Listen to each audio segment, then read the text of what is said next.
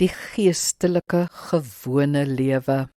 Romeine 8 vers 5 sê, want die wat vleeslik is, bedink vleeslike dinge, maar die wat geestelik is, geestelike dinge.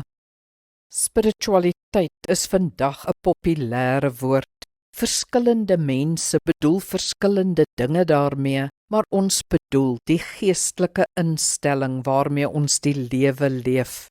Ons dink ook aan die geestelike forme wat ons in ons lewe inbou om wel geestelik te kan leef, ons geestelike lewe. 'n Geestelike lewe is nodig, want dit bring diepte en sin in 'n oppervlakkige wêreld.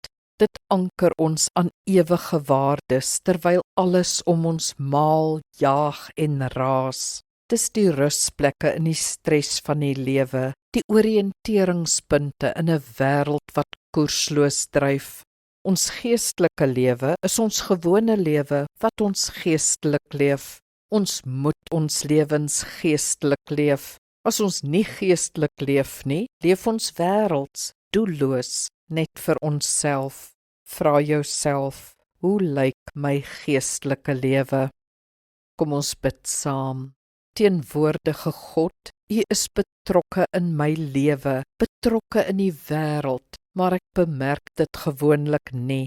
Ek leef meestal onbewus van U teenwoordigheid, van U wil en plan.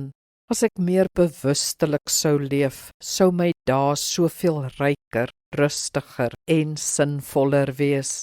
Help my daarmee. Amen. Die Here seën jou.